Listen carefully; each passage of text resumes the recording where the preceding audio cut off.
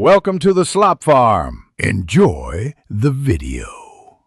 You begin by confirming you have the right account and permissions. This avoids permission errors later.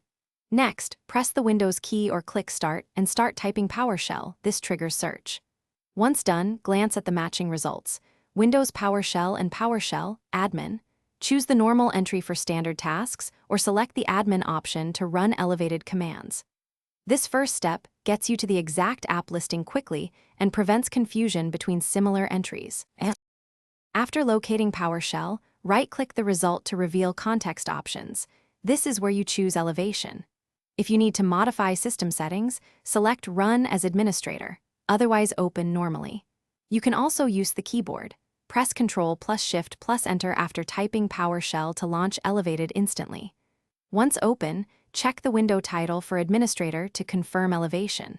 Make sure to run only trusted scripts when elevated. Because higher privileges, if Start Search is slow or missing, use Win plus X then press it to open an admin PowerShell quickly.